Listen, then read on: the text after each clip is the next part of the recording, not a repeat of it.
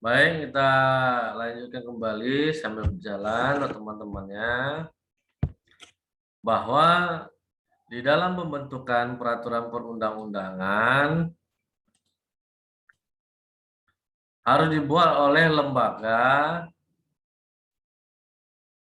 atau pejabat bentuk peraturan perundang-undangan yang berwenang.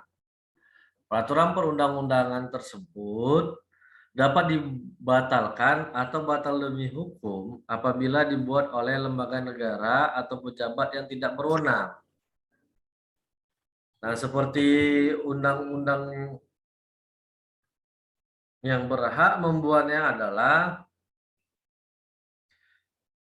legislatif bekerja sama dengan eksekutif, di mana rancangan itu bisa bersumber dari pemerintah dan atau bersumber dari DPR itu sendiri.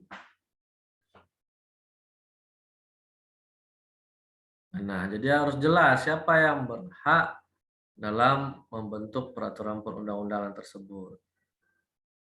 Walaupun dalam kenyataannya yang membentuk itu adalah eh, pegawai negeri sipil pada instansi tersebut. Ya kan, misalnya saudara sebagai PNS di DPR, itulah tugasnya. Nah, DPR apa tugasnya? Mengetok pasal 1. Apakah bunyinya seperti ini? Apakah sudah sesuai atau tidak? Kan gitu. Oke, sudah sesuai. Ketok. Nah, penjelasannya bagaimana? Apakah cukup jelas atau tidak? Kalau belum cukup jelas, nah apa penafsirannya?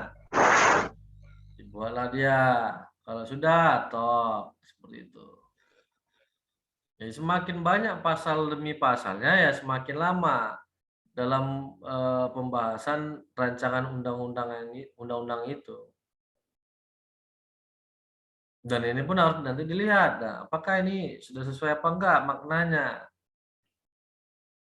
Nah, kalau tidak sesuai, ya telah dilakukan perubahan pendapat dari setiap fraksi yang ada di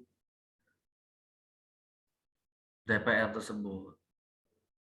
Nah, yang ketiga, asas kesesuaian antara jenis, hierarki, dan materi muatan. Maksudnya adalah bahwa dalam pembentukan peraturan perundang-undangan harus benar-benar memperhatikan materi muatan yang tepat sesuai dengan jenis dan hierarki peraturan perundang-undangan. Jadi harus dilihat apakah materi muatan ini dalam hal pelaksanaan atau tidak. Nah, ibaratkan sebuah undang-undang, tidak usah dicantumkan bagaimana pelaksanaan dari pasal tersebut. Kenapa? Karena bisa saja terjadi perubahan ataupun perbedaan dalam setiap daerah, terutama misalnya dalam undang-undang ketenagakerjaan. Untuk menentukan upah minimum pekerja itu pasti berbeda setiap daerahnya. Maka cukup dikunci di dalam materi muatannya itu digunakan adalah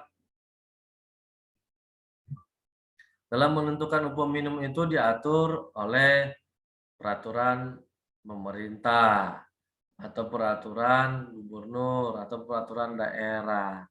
Nah, itulah dalam hal pemilihan daripada materi muatannya. Nah, kenapa? Karena kalau diuraikan dia sama semuanya. Misalnya lah rujukannya upah minimum itu di setiap seluruh Indonesia sama, misalnya 4 juta per bulan. Nah, bagaimana daerah yang kebutuhannya rendah, ya kan? Kan dapat merugikan daripada pengusaha. Lebih banyak biaya operasional keluar daripada produksinya. Nah, makanya dia harus disesuaikan dengan kebutuhan hidup layak, layak hidup, KLH-nya harus disesuaikan. Bagaimana? Misalnya di antara di Jakarta dengan di Medan itu sangat berbeda. Di Medan nasi pakai telur bisa dapat 6.000, ya kan di Jakarta. Nah, nasi pakai telur 12.000, kan gitu dia. Tidak mungkin sama gaji di Jakarta 4 juta dengan sama gaji di Medan, ya nggak cukup untuk kebutuhannya. Nah, maka dilihatlah dia dari kebutuhan sehari-hari dari masyarakat tersebut, seperti itu. Yang keempat, undang-undang peraturan perundang-undangan itu harus dapat dilaksanakan, itu asas dapat dilaksanakan. Yang berarti bahwa setiap pembentukan peraturan perundang-undangan harus memperhitungkan efektivitas peraturan perundang-undangan. Harus memperhitungkan efektivitas peraturan perundang-undangan tersebut di dalam masyarakat, baik secara filosofis, sosiologis, maupun yuridis. Nah, menarik. Ini tadi ada di penjelasannya. Kita lihat tadi ya.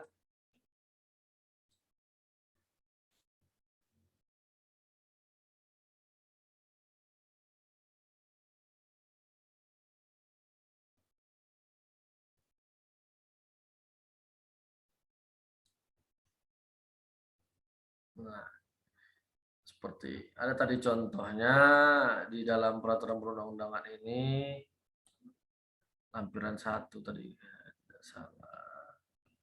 Nah, ini, ya kan, ajas dapat dilaksanakan. Nah, di dalam naskah akademik ini kalau saya tidak salah ini merupakan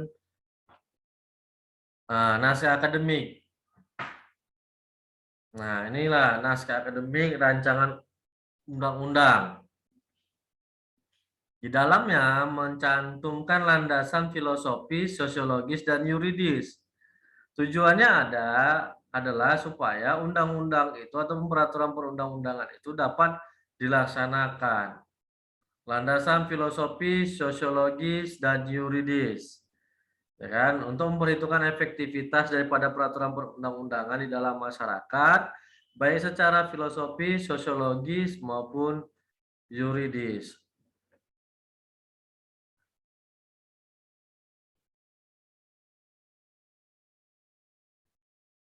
Nah, kita lihat di sini. Nah, landasan filosofisnya merupakan pertimbangan atau alasan yang menggambarkan bahwa peraturan yang dibentuk mempertimbangkan pandangan hidup, kesadaran, dan cita hukum yang meliputi suasana kebatinan serta falsafah bangsa Indonesia yang bersumber dari Pancasila dan pembentukan Undang-Undang Dasar Negara Republik Indonesia tahun 1945. Nah, itu dia. Apakah sudah masuk dia landasan filosofis di dalam undang-undang yang akan saudara teliti? Yang kedua, landasan sosiologisnya, yaitu bahwa peraturan yang dibentuk untuk memenuhi kebutuhan masyarakat dalam berbagai aspek. Nah, apakah ini sudah mengakomodir kebutuhan masyarakat dalam berbagai aspek? Landasan sosiologi sesungguhnya menyangkut fakta empiris mengenai perkembangan masalah dan kebutuhan masyarakat dan negara. Artinya bahwa landasan sosiologis ini merupakan eh, rumusan masalah di dalam sebuah undang-undang. Kita ambil undang-undang ya. Nah, apa fenomena yang terjadi di masyarakat? Itulah yang akan dibuat di dalam sebuah peraturan perundang-undangan. Nah, seperti itu landasan sosiologisnya. Landasan yuridis adalah pertimbangan atau alasan yang menggambarkan bahwa peraturan yang dibentuk untuk mengatasi permasalahan hukum atau mengisi kekosongan hukum dengan mempertimbangkan aturan yang telah ada, yang akan diubah atau yang akan dicabut guna menjamin kepastian hukum dan rasa keadilan masyarakat. Landasan yuridis menyangkut persoalan hukum yang berkaitan dengan substansi atau materi yang diatur, sehingga perlu dibentuk peraturan perundang-undangan yang baru. Beberapa persoalan hukum itu antara lain peraturan yang sudah ketinggalan. Nah, peraturan yang tidak harmonis atau tumpang tindih. Nah, itu landasan yuridisnya. Apakah memang benar peraturan itu sudah ketinggalan atau tidak, terjadi tumpang tindih atau tidak. Jenis peraturan yang lebih rendah dari undang-undang sehingga daya berlakunya lemah. Peraturannya sudah ada tetapi tidak memadai atau peraturannya memang sama sekali belum ada. Nah, itu eh, melihat daripada apakah undang-undang itu dapat dilaksanakan atau tidak.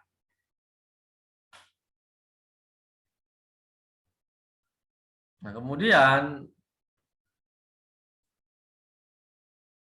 asas kedayagunaan atau kehasil gunaan. Maksudnya adalah bahwa setiap peraturan perundang-undangan dibuat karena memang benar-benar dibutuhkan dan bermanfaat dalam mengatur kehidupan bermasyarakat, berbangsa, dan bernegara. Jadi apakah benar-benar undang-undang yang dibuat itu ataupun peraturan perundang-undangan tersebut benar-benar dibutuhkan ataupun bermanfaat bagi masyarakat apa tidak? Utama dalam hal menciptakan suatu kepastian hukum. Kemudian menciptakan ketertiban dan keamanan bagi masyarakat. Apakah sudah benar-benar apa tidak? Seperti contoh, misalnya ya kan, dibuatlah perpunya ataupun eh, peraturan bahwa terhadap begal polisian ataupun aparat penegak hukum dalam hal ini penyidik Polri dapat melakukan eksekusi ataupun tembak di tempat, kan gitu. Nah, sehingga bisa berangsur-angsur berkurang ini begal ini ya kan. Nah, karena kalau di dalam penjara dia akan pintar gitu dia. Dia akan belajar membentuk jaringan. Nah, tetapi terkadang nanti melanggar hak asasi manusia kan gitu. Nah, kembali ke sana tadi. Nah, apakah itu benar-benar dibutuhkan apa tidak? Misalnya kemarin undang-undang eh, ini sekarang baru dibuat oleh OJK, peraturan OJK tentang pinjol, pinjaman online ya kan. Yang banyak masyarakat terjerat karena pinjol itu. Karena kalau dilihat pinjol itu sama dengan rentenir, ya kan, membukakan uang yang cukup tinggi. Nah, yang keenam adalah asas kejelasan rumusan. Maksudnya adalah bahwa setiap peraturan perundang-undangan harus memenuhi persyaratan teknis penyusunan peraturan perundang-undangan, sistematik, pilihan kata atau istilah, serta bahasa hukum yang jelas dan mudah dimengerti sehingga tidak menimbulkan berbagai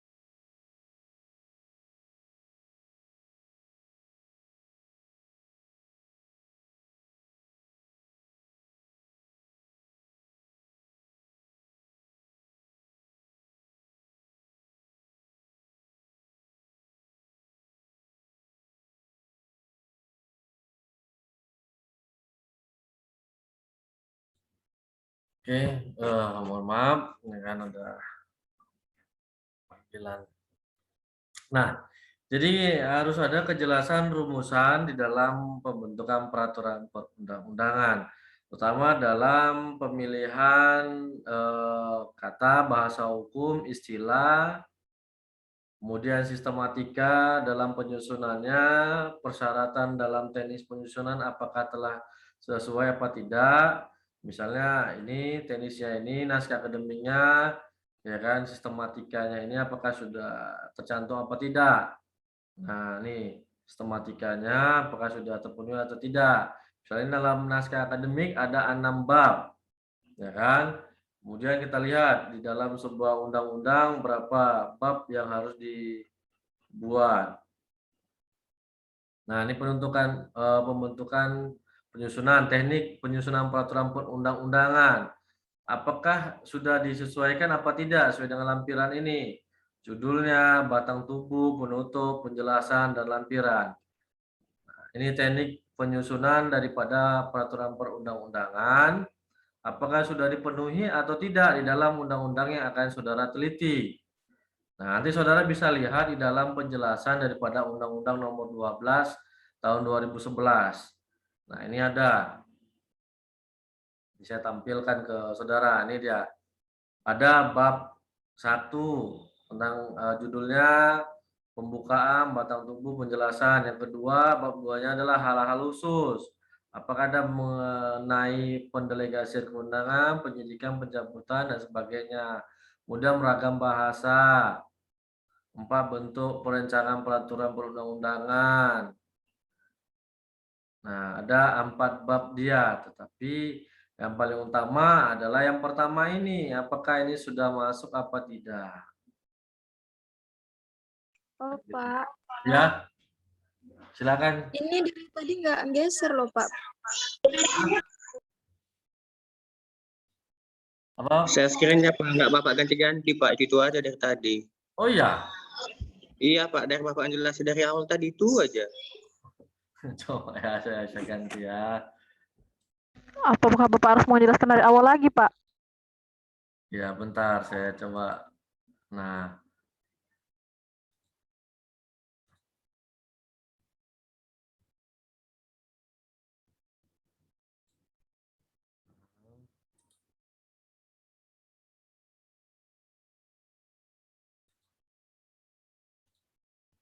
Nah, ini udah muncul. Nah, ini seperti ini misalnya. Nah, ini dalam pembentukan naskah akademiknya. Udah muncul. Ya, nanti bisa dilihat Udah, di dalam penjelasannya Ya, sebentar Pak. ya. Nah, tapi kita tampilkan saja.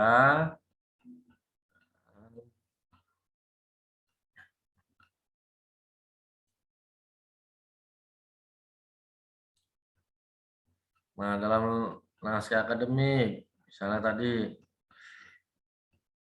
Nah, ini ada sistematikanya kan untuk menafsirkan daripada kejelasan rumusannya. Nah, dalam membuat naskah akademik, sistematikanya ada 6 bab. Ada pendahuluan, kajian teori, evaluasi, landasan filosofis ya, sosiologis, kemudian jangkauan dan penutup. Itu bisa saudara lihat di dalam naskah akademik yang saudara download. Kan? Nah, kemudian di dalam pembentukan peraturan perundang-undangannya, apakah telah memenuhi teknik penyusunan peraturan perundang-undangan. Ini dia teknik penyusunannya, kan? Nah, inilah mengacu kepada asas kejelasan umum bahwa misalnya di dalam undang-undang ini ternyata telah memenuhi teknis dalam penyusunan peraturan perundang-undangan. Di mana judulnya sudah ada, pembukaannya, konsiderannya, frasa dengan rahmat Tuhan Yang Maha Esa-nya sudah ada, kemudian jabatannya ada, siapa kan Presiden Republik Indonesia misalnya yang bentuk. Inilah menunjukkan siapa yang menjadi kewenangan yang membentuk daripada peraturan perundang-undangannya. Seperti itu. Dasar hukumnya yaitu mengingatnya. Nah, inilah batang tubuh ini isi pasalnya. Pasal demi pasalnya. Sampai dengan ketentuan penutup. Nah, kemudian penutupnya ada penjelasan maupun lampiran.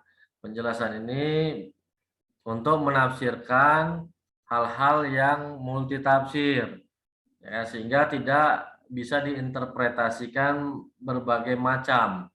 Artinya tidak multitafsir. Nah, jadi setiap materi muatan dalam undang-undang atau peraturan perundang-undangan itu tidak boleh multitafsir.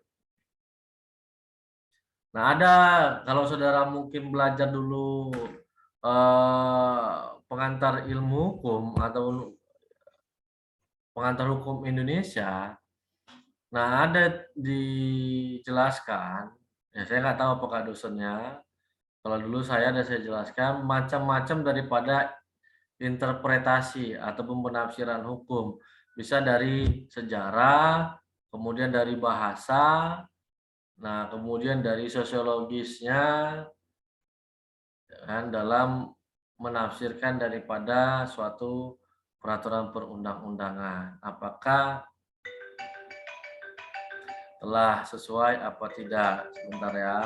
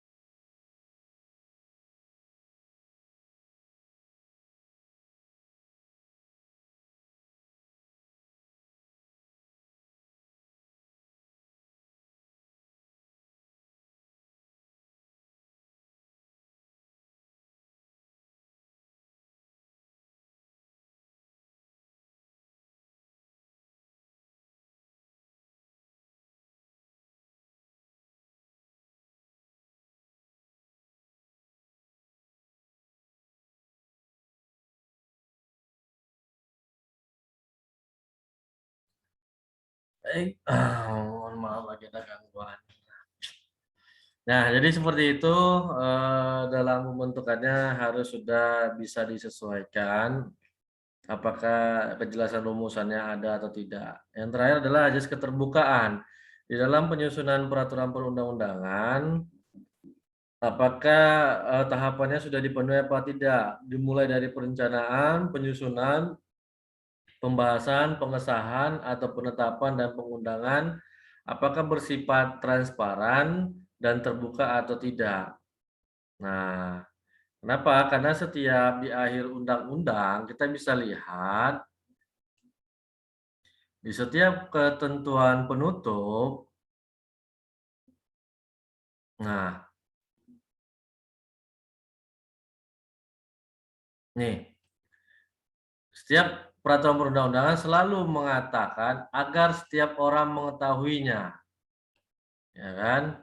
Undang-undang ini mulai berlaku pada tanggal diundangkan agar setiap orang mengetahuinya, memerintahkan pengundangan undang-undang ini dengan penempatannya dalam lembaran negara. Nah, artinya di dalam setiap peraturan perundang-undangan itu harus diketahui oleh umum. Kenapa? Agar seluruh lapisan masyarakat mempunyai kesempatan yang seluas-luasnya untuk memberikan masukan dalam pembentukan peraturan perundang-undangan. Mengingat yang melaksanakan undang-undang itu adalah nantinya masyarakat. Ya kan? Nah, jadi harus diberikan kesempatan mulai dari perencanaannya, penyusunan, pembahasan, pengesahan.